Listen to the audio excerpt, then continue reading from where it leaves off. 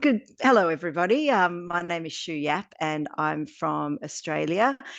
And I'm an astrologer, and I love working with the Venus cycles and the myth of Inanna. So this is a really wonderful opportunity for me to present a very special uh, phenomenon of the Venus cycle that's coming up 2 days after the conference, which is the superior conjunction of Venus.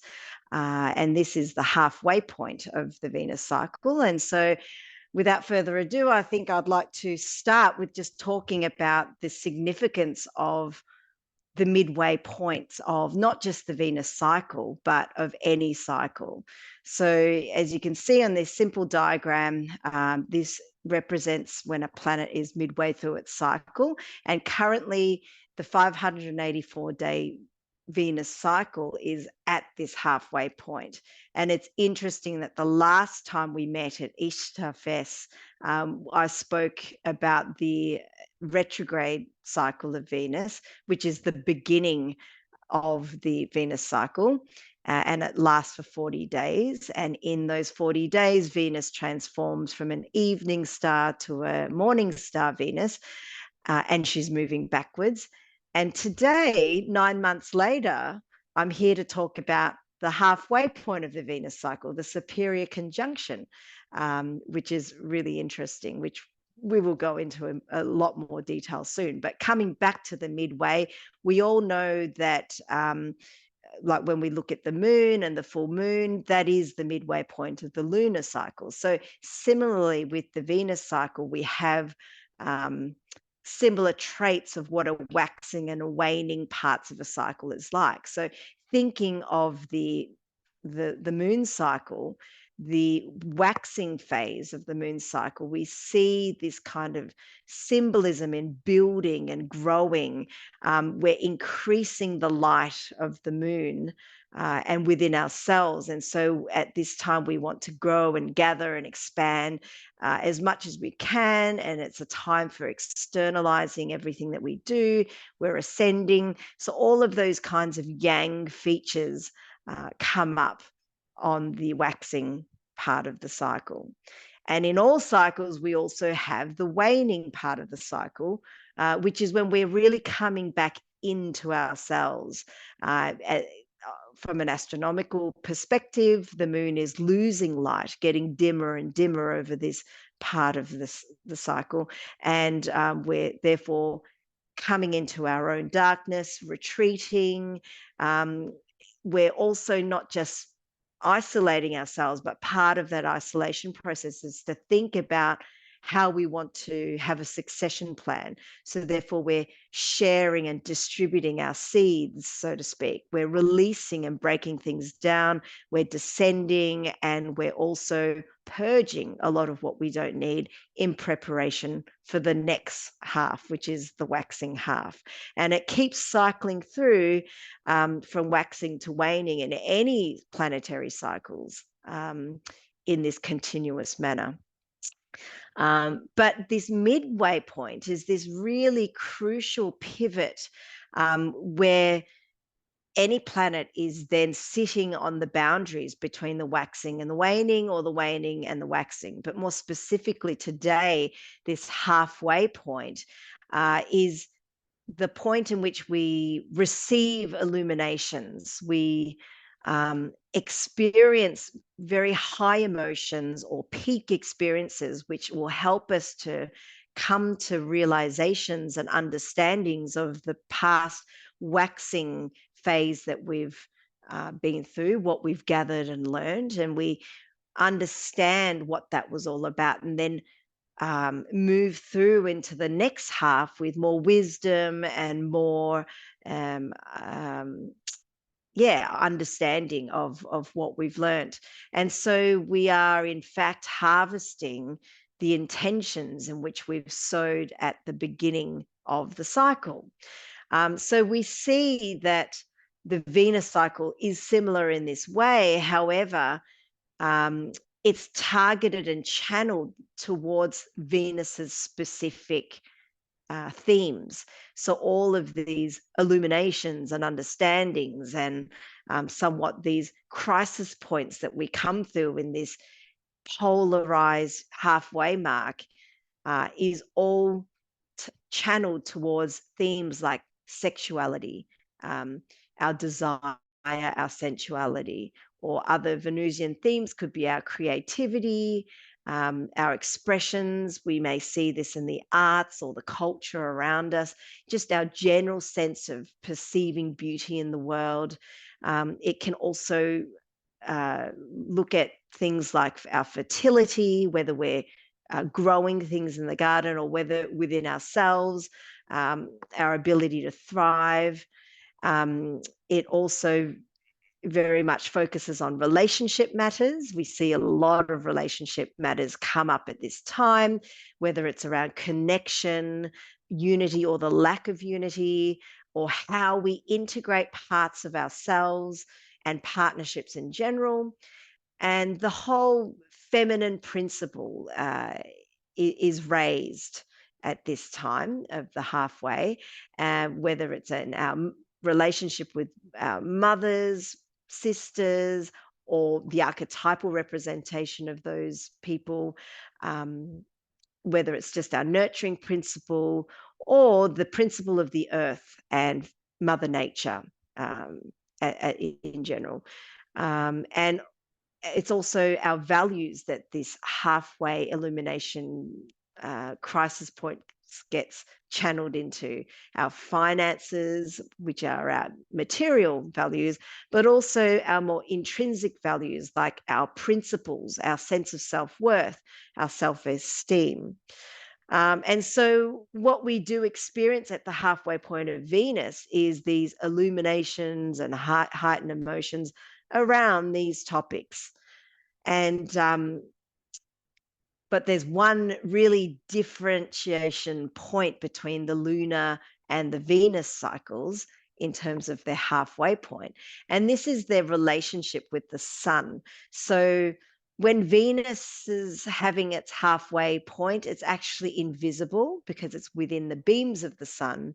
But when the moon is at its halfway point, it's highly visible. It's the full moon. And so what we have here, the significant difference between Venus and the moon, is the fact that one is in its opposition point to the sun and one is at the conjunction point of the sun. And so when the moon is at its opposition point, it's far away from the sun. So this can offer us symbolically a perspective. You know, when someone is right in front of us, we can see them clearly. Symbolically, it also represents our sense of autonomy, our sovereignty, our independence, because we are separated from the solar source in which we've come from. In terms of Venus, though, her midway point is represented as the conjunction of the sun. She is within the sun's rays, burnt by the sun's rays, so to speak, what we call combustion.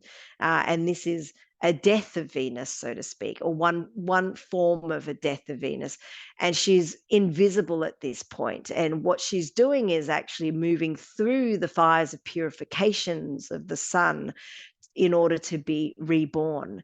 And so symbolically, this can feel like a total submitting of power, powerlessness, often being overpowered by a greater force in some way that we might experience in our external environment. It can also show this sense of total dependency that we have on others. This weakness might be instigated by this sense of not being in one's own power, this sense of being in limbo. And the work is then having to go within to find your inner resources, to find one's own sense of power. And so this is an underworld journey, as I'm sure you all are very familiar with. And so coming back to the Inanna story, this is the part of the Venus cycle in which Inanna is in Ker and she is invisible. If you've been following the Venus cycle astronomically, you will notice that she now cannot be seen in the sky right now. And this combustion phase where she's within the rays of the sun is somewhere between 70 to 90 days long. It depends on each year. So this little quote from Walkstein and Kramer's translation of the cuneiform text reads that Ereshkigal fastened on Inanna the eye of death. She spoke against her the word of wrath. She uttered against the cry of guilt. She struck her, and Inanna was turned into a corpse, a piece of rotting meat, and was hung from a hook on the wall. So this passage from the translations of Inanna is actually written about this exact phase that we're currently going through right now. And so you may somehow resonate with this little passage here in some way. It might have something to do with one of those 6 themes that I identified earlier. Or it might not, but in some way we might even experience this collectively as well. What we read on the news, what we're seeing out there in the world, there is somehow this idea of like being turned into a corpse and being hanging in limbo on some kind of sacrificial hook. But psychologically, the symbolism of Inanna and Ereshkigal's meeting is so beautifully represented by Elaine Mansfield here, where she writes that Ereshkigal, the unloved and shunned, grieves for her husband, but we now learn that she's also crying out from the pain of giving birth. Within the deep unconscious darkness, something is being born. Perhaps it's Inanna, perhaps it's you and me. So symbolically, we can also use this time, whether we're collectively feeling the sadness and sorrows of the world, or whether we are going through something ourselves, we can use this as a great transformative power to recreate ourselves, just as how there was some kind of rebirth happening, and just as how we see Venus about to reborn as an evening star. So you might be wondering why we're talking about another underworld journey of Venus, because last year I was also talking about an underworld journey of Venus. Well, it's because there are actually 2 Venus underworld journeys in her one cycle. And it just so happened that last year we spoke about the beginning of the underworld journey, which was the short 40-day underworld journey. And today we're talking about the long underworld journey. So in the short underworld Venus journey, she's retrograde and she's moving very slow and beginning and initiating the new Venus cycle. And 9 months later, today, Venus is going through an underworld journey that lasts much longer. She is direct and she's very fast, and it's the midway part of the Venus cycle. So this underworld journey is the halfway point of what we saw 9 months ago. And it's possibly, in my opinion, the more challenging part of the Venus underworld journeys of the 2. And this could be explained by the fact that Venus is more external. And what I mean by that, coming back to my previous slide, is that the long underworld journey sees Venus on the outside of the sun.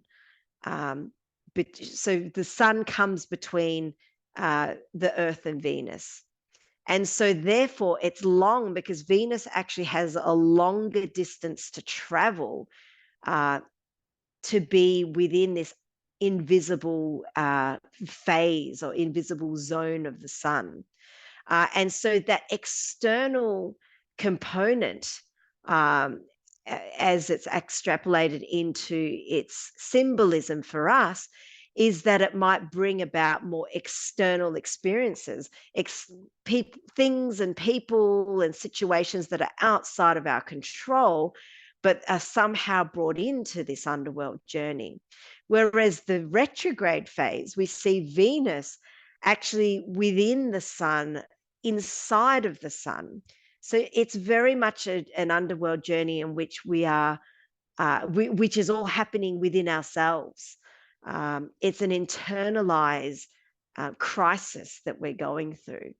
And that internalized crisis is externalized at the superior conjunction phase, which is what we're going through right now, where Venus is now bringing those issues out into the world. And so for that reason, and the fact that it is much longer, almost double the length of the initial underworld journey, is why I think this is the more challenging part of the Venus cycle. And in my consultations, I see more relationship issues coming up at this time, whether it is a literal breakup or a divorce or something like that, or a remembrance of a separation that has happened that somehow comes in to be really significant and important right now within our emotions and within our patterns and our way of being. So in summary, these two underworld Venus journeys, they happen 9 months of each other. They're both linked to each other. Often what we internalize at the short underworld journey is externalized at the long underworld journey. They alternate from short to long every 9 months, and the short being the beginning and the long being halfway.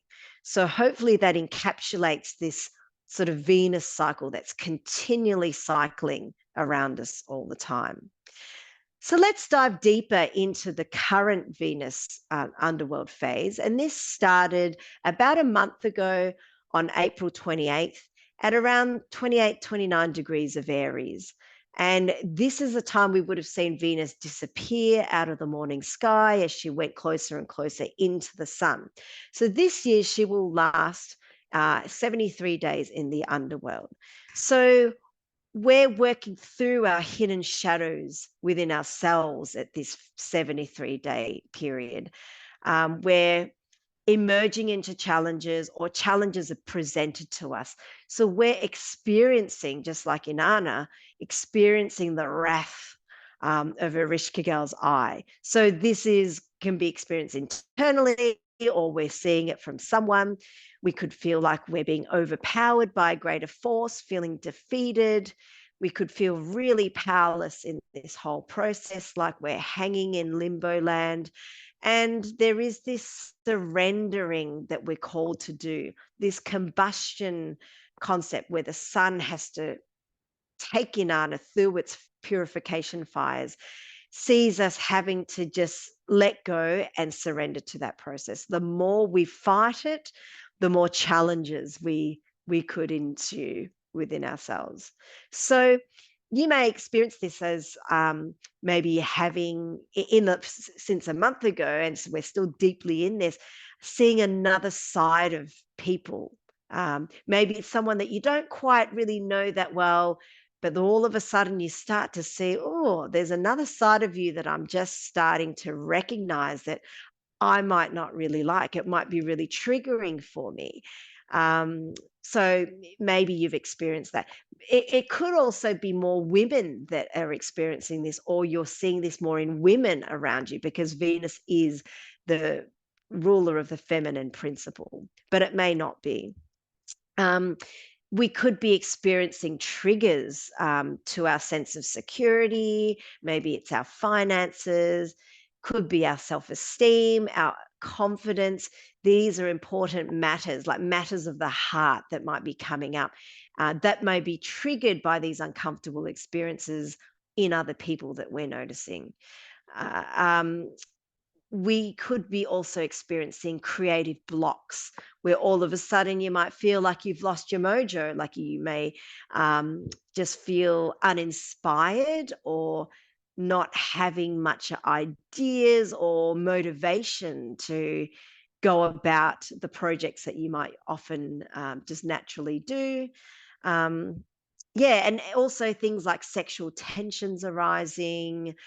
It could also be around finances, or just the lack of abundance that you feel. around your field. So all of these things are, these stereotypical things that we experience during this long Venus underworld phase, which you might relate to right now.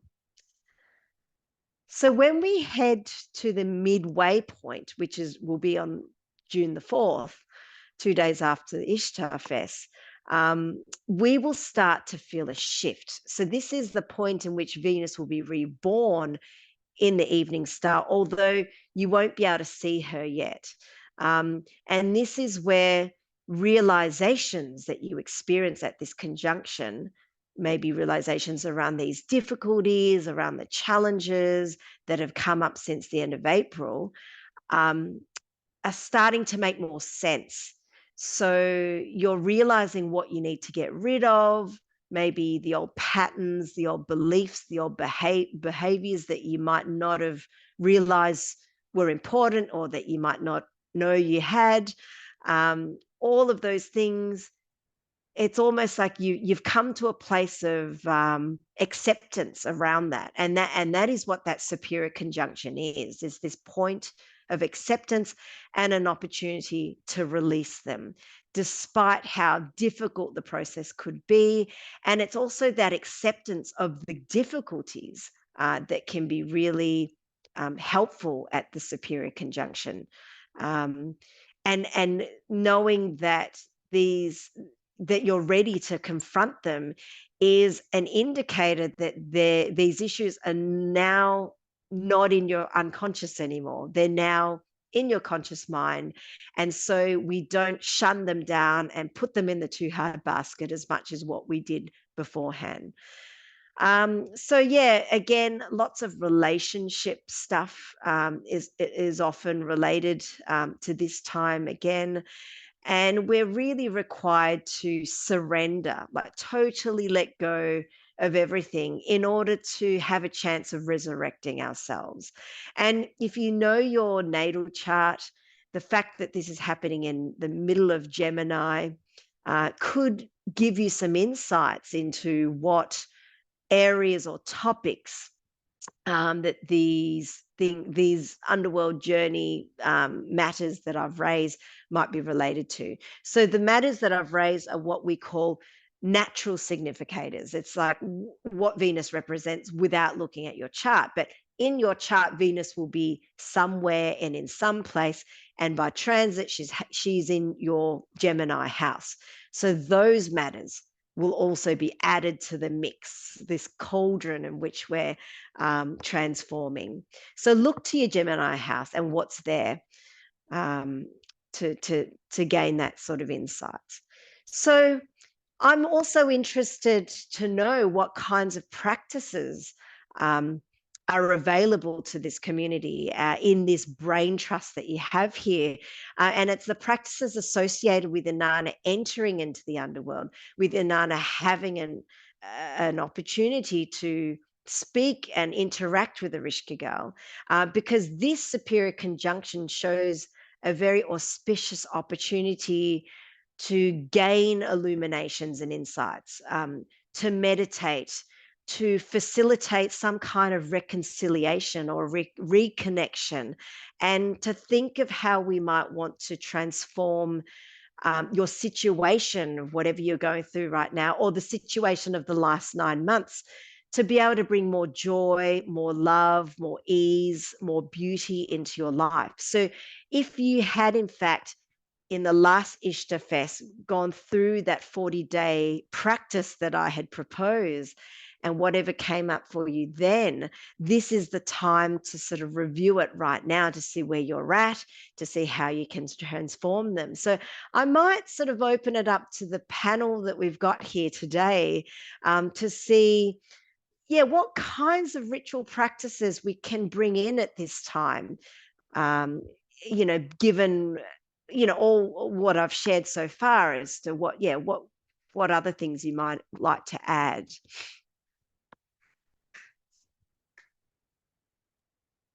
That's so great, Shu, and I really appreciate it. So yeah, I did follow the ritual guidance that you had given us, and I would sort of check in with, I had written in my date planner all of the dates for the retrograde, and I kind of paid attention and was paying attention to the sky. And I don't know that I did anything specifically ritually, but I was sort of watching what was happening in my life based on the different dates, which I found very interesting. And I also find it interesting that it's that this particular period started April 28th, because my life has been exploding a little bit well, really since March, but yeah, it's been definitely a very interesting time. So I know you're asking what we do as a community, and I think at least a few of us have some ideas about that, but I know the Descent of Inanna has been a big part of Ishtarfest, especially when we were meeting in person, which changed over the Great Pause, which is what I call the pandemic, when we started meeting online and getting this international flavor. So in 2019, we did a Descent of Inanna sweat lodge as part of Ishtarfest, and had everyone go through, we did 7 rounds for the sweat lodge. Typically there's like 4 or 5. Some of them we did outside the lodge because we felt that was too much for people to manage the heat. But we allowed people to kind of go through the 7 gates, stripping away what they didn't need. And we associated each gate with the chakras, and then the priestess and the 2 priestesses were representative of Inanna and Ereshkigal. So it was kind of a confrontation with that energy. Beautiful. I love the heat element of it, you know, the combustion, the fires of purification. Great. That's excellent. Thank you. Silent, did you want to say anything? Because I know you had a practice too. Yeah. I mean, I've done the descent ritual a little differently, and I'm oath-bound not to share it except with people who've been through it. But it is a very similar ritual where you go through the 7 gates, and you mentioned chakras. And because we're a PG event, or PG-ish, I won't show you my tattoo, which has all 7 gates on it in the colors of the chakras. But I did pass through each and left things behind, things that were important to me and things that were my identity, and then reclaimed them after I rose. And I do regular death walking rituals in November around Hecate month, but I spend a fair amount of time in contemplation between Inanna and the Ereshkigal. And in other parts of the event, I'll be doing some other death walking rituals for people with grief who've lost. But it'd be really interesting to hear how you incorporate it into your astrological practices. Yeah, well, I love what you've just shared, Silent. And so I would incorporate these kinds of practices, but in real time to the actual event of the planetary phenomena. So, for example, with the sweat lodge, I would think, oh, it'd be good to do a sweat lodge every month for 7 months, you know, each one focusing on one chakra at a time. And then, you know, some kind of, you know, walking on hot coals or something, you know, for the superior conjunction. But, you know, obviously that's very resource intensive. But, you know, in some way, it's different every year. I don't replicate the same ritual every year. But what I often do using astrology, which is essentially time magic, is I would look at what house it falls into, and you know what it's all doing to my natal chart, and see specifically how this makes sense for me, and then a project would be birthed around it that's related to the house placements and the birth chart connection. of each cycle. And then I'll watch that project unfold over the next 18 months. So that kind of thing. And we will go through, I'm doing a bit of a time magic / contemplation exercise as part of this presentation. So I'll explain to you what that kind of means, to be able to give you more context into, like, what does this superior conjunction actually mean for me personally, as opposed to the superior conjunction 18 months ago and the one 18 months before that, and so on and so forth, because they all have their own little threads that create this sort of fabric of our own entire lives. So yeah, but I'm interested to listen to your death walking stuff, because I think that would be perfect to do this weekend at this crucial pivot point, so to speak. So hopefully this will inform some of your you might add to some of your already, I'm sure, brilliant ritual that you've got in store for us. So great. Any other ritual practices that you'd like to share? Well, the other thing that comes to mind is a book that was published by Samuel David called The Rod and Ring, which is a year-long practice of going to, it's a year-long initiation, I guess. Part of it is interacting with different deities from different chthonic deities, and then heaven deities, the earth deities. I did part of it and I had to stop because I was having some health issues, and it's a very intense ritual.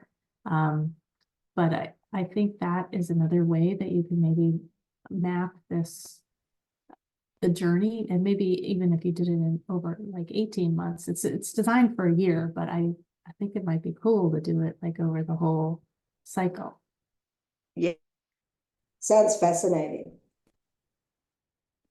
Great.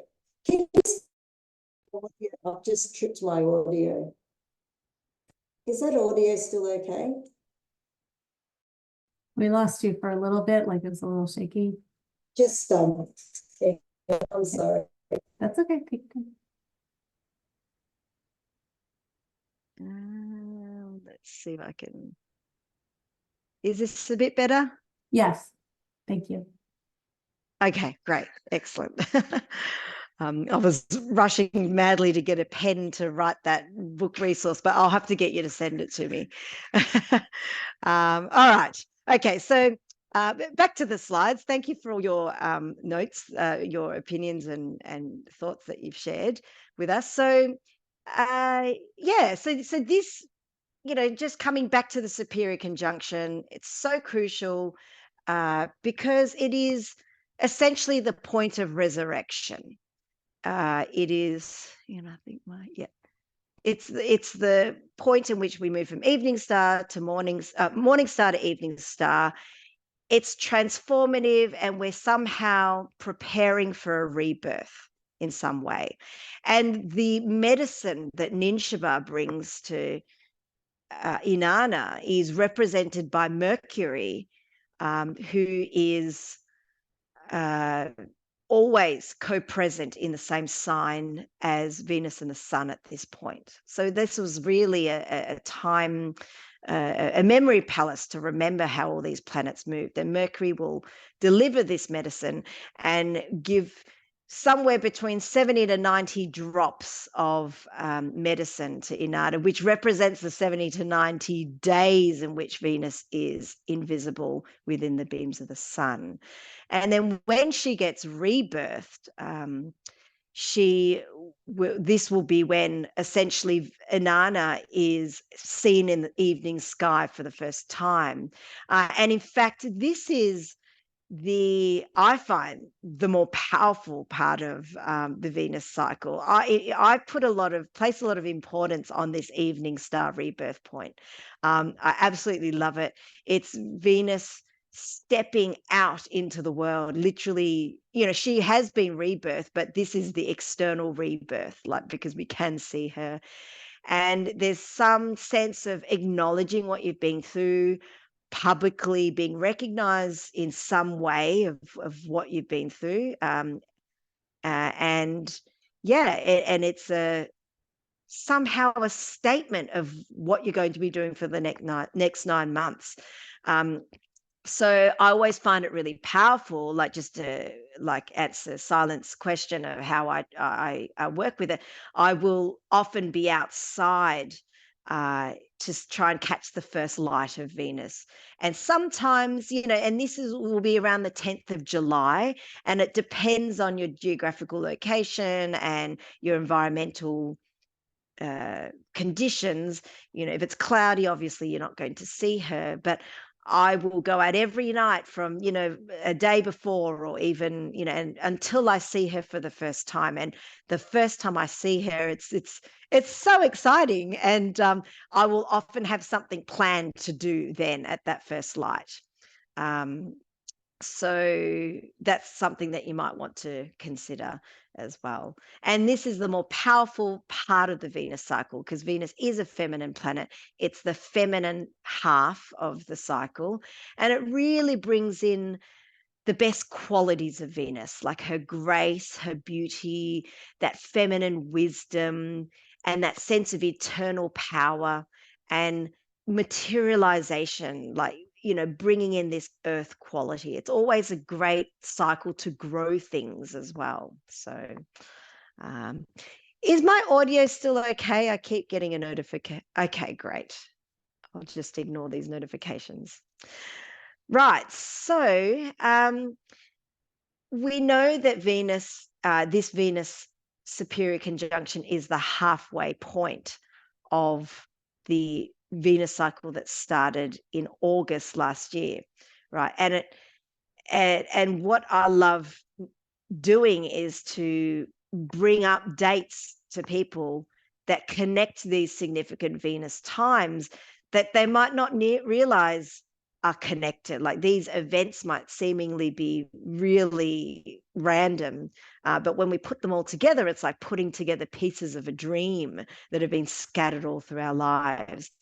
And so I want you to think about what you're going through right now. And this is where we're going to go into a bit of a contemplation exercise. And for those that are everyone will be listening to this on the recording, apart from the panel here, but you can always pause this video to give yourself more time to reflect. But just move within yourself and ground yourself, and just find your place of internal sort of quietness now, and try and think of what's going on for you right now in your environment, within yourselves.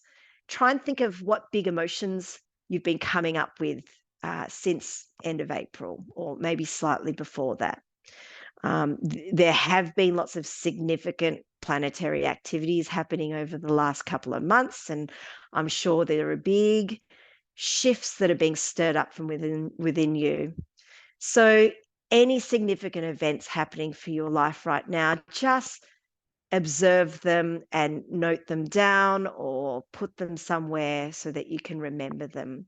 And also think about these important Venus general significators that we're looking at right now, which are your relationships, your fertility, creativity, sexuality, finance, values, the feminine principles, and all the interrelated topics that stem from these broad umbrellas.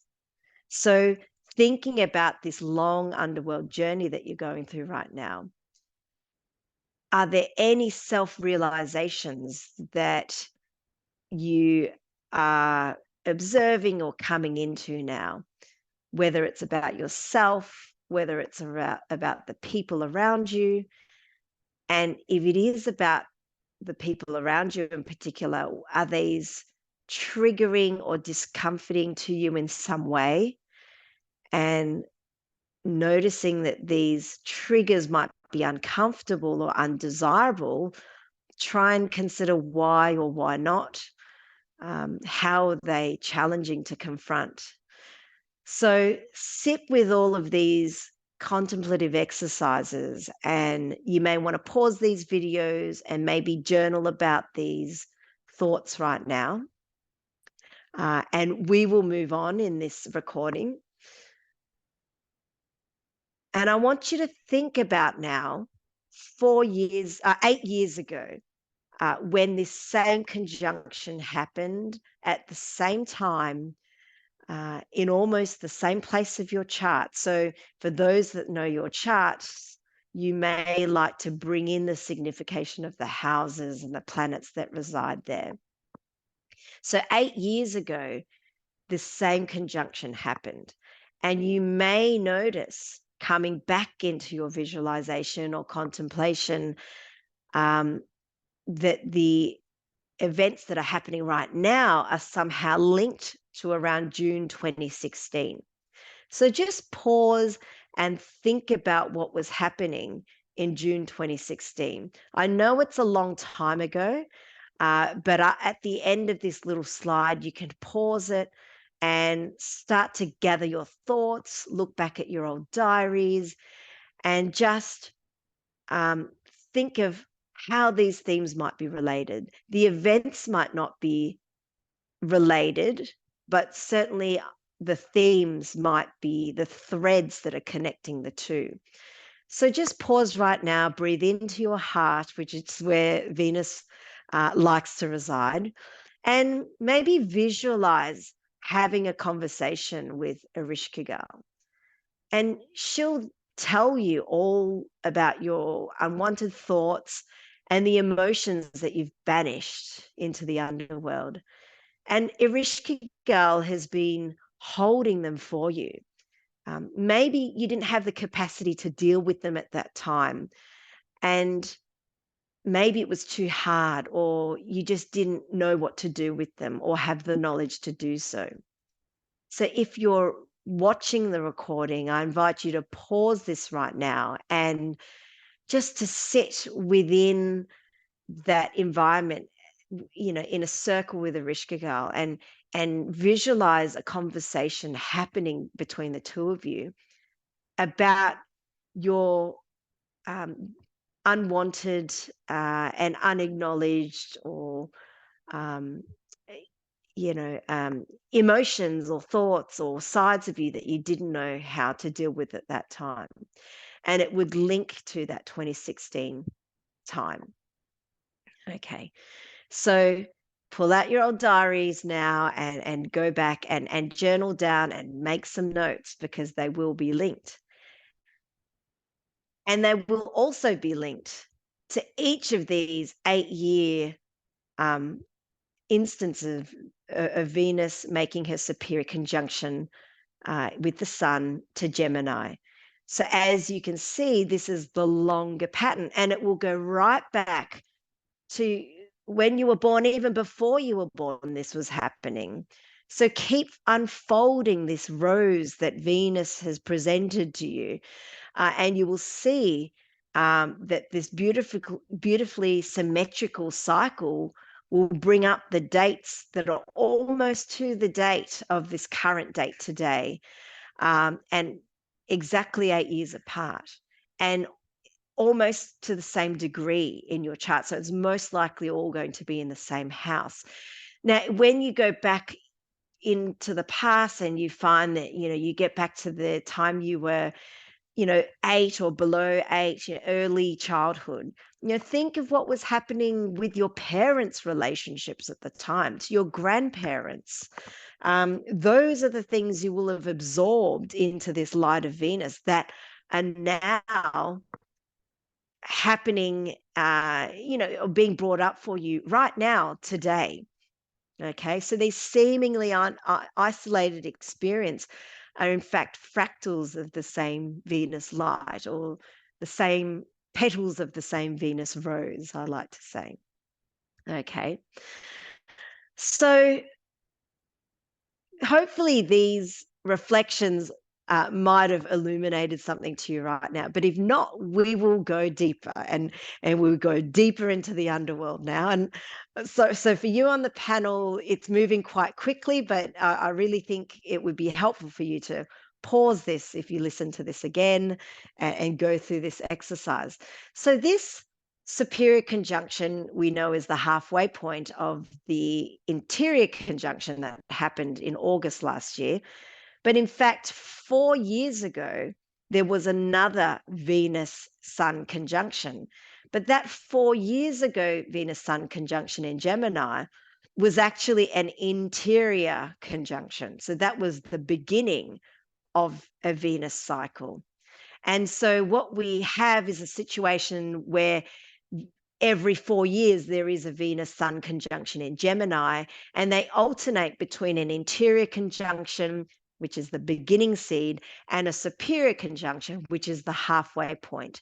And guess what? Those conjunctions are also linked, just like we see the conjunction in Leo 9 months ago was linked to this conjunction 9 months later. This conjunction right now is also linked to the same Venus conjunction in Gemini 4 years ago. So this is part of a greater 8-year cycle, not just the 584-day cycle. So let me show you this in a slightly different way.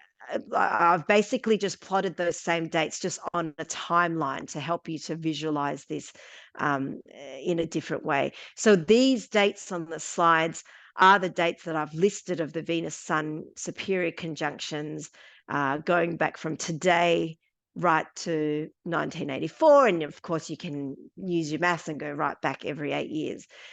But every 4 years in between, we have a Venus Sun conjunction in Gemini, almost exactly to the same day and almost exactly at the same degree, right? So what we see here is an initiation seed that happened in June 2020 that is now culminating at the halfway point this weekend or today in June 2024. So bring yourself back to your visualization space and think of what was happening in June 2020. Now, it doesn't have to be exactly June 2020, although it could. We're talking about big cycles here now. So it's kind of right, like, you know, around that 9-month period, we could also say this would relate to. So it would just have initiated in June 2020. So think of what was happening 9 months after June 2020. Like, what was life like? What were you going through? I mean, if we look at what was happening collectively, I remember this was the whole George Floyd, Black Lives Matter issue, which was very much linked to this Venus cycle. So do you remember any strong thoughts or feelings or sentiments from that time? We can use collective issues as motifs, not necessarily literal events that might involve us, but these are motifs of archetypes that are available for us to explore. So did we have any strong thoughts or feelings or sentiments around that time? What are you purging right now? What are you putting through the fires of purification right now that might be linked to June 2020? Maybe it might come through your dreams. Often a Rishkigal shows up and reveals things to us in our dreams. And these events and archetypes in our dreams could be connected to what was happening with us back in June 2020. So what Erishka Girl is actually trying to do, if she is presenting herself to you right now through these symbols, is that she's trying to bring you back to the original intention of June 2020. She's telling you maybe changes that might need to be made, and those who might be able to surrender or completely let go of some of these stories will be able to then transform and rebirth them. And if we're still not quite ready, if we're fighting and resisting these changes, well, the next conjunction will be 4 years away for you to be able to come to that place again of acceptance. But really, I would invite you to use this weekend and all these wonderful rituals and practices that are being shared to think about what you can purge and what you might like to do to transform yourselves, to bring in more of the feminine wisdom of and traits of the Venus cycle, which is the grace and the beauty and the ease and the joy, because that's what Venus naturally likes to do. So you can pause this video and contemplate June 2020. And of course, as with any cycles, they keep going and they keep going. And you can see on this slide, I've showed that these 8-year fractals keep going back. Each one is a petal of the rose unfurling into your material senses, because Venus rules the 5 senses. Okay, so think about the fact that you're not only culminating and illuminating and transforming something that happened 9 months ago, you're also doing all of those things for something that started 4 years ago. Okay, and don't worry if you miss the opportunity, the cycle will perpetually present itself to you. But it's just a really great contemplation exercise to do. Now, for some people, they will be more sensitized to this current Venus cycle that we're experiencing right now. And for this Venus Sun conjunction happening right now, there will be some people that will be right deeply in it, you know, and those are the people that are born after these dates that I've got on the screens right now, because these people have been born with either under the Venus in Gemini cycle, or the Venus in Leo cycle that has the superior conjunction in Gemini. I know it gets a bit nerdy, but don't worry about the details. Just if you were born 9 months after the dates shown on this slide, it's likely that there is a strong resonance to this cycle, that things happen, you know, life-changing things potentially happen on these cycles for you. And of course, if you have your birth chart, if you know where your Gemini Leo placements are, they're also important. But of course, I can't have everyone's birth charts up here, but this is the years in which you really want to tap into and do these kinds of exercises. Because what you're doing is that you're not only looking at this current cycle and the cycle 4 years ago, but you're making an observation about these repeating patterns, these things that are happening to you by default that you're probably unaware of. But if you are aware of them, you just don't know why these things just keep happening. Like, why do I attract the same types of guys all the time, or the same types of women? Why do these situations always happen where I'm all of a sudden doing everything for everyone? Or, whatever it is for you, there's a life pattern. But working with these cycles consciously, especially in real time with the time magic that we have available to us, we can start recreating these cycles and start designing the next one that will happen in the future. And the great thing about the Venus cycle is that it gives us more time. I mean, these are 4-year, 8-year cycles that, trust me, come around quicker than you think. So you've got, 4 years to work on a psychological trait, which is actually a good amount of time to allow yourself. It's not restrictive. It's a realistic time frame to be working on things like, I don't know, your relationship with finances, your sexuality, your connection to others, that kind of thing, all those Venusian things, okay? And so this is essentially what I do in these Venus lifetime analysis sessions, where we look forwards and backwards and study your Venus years. We learn about not just Venus cycles in the general sense that we're doing in this presentation, we're really diving deeply into your natal condition of your Venus placement, and understanding these cycles that keep repeating around these Venusian topics. And then we're preparing you to help move into your next Venus cycle with greater intention, control, and autonomy. And often that involves going backwards and maybe not necessarily always repairing relationships connected to the Venus cycles, or whether it's through your parents or grandparents and sisters or whatever. It's maybe also repairing your memories or your own reframing of those situations. So we're not actually moving forwards, carrying all this underworld trauma with us and cycling through it and just living these patterns over and over again. We're allowing ourselves to really throw them into the fires of purification and using these memories as an important internal resource that we can tap into and use. So especially if you were born in those years that I've listed here,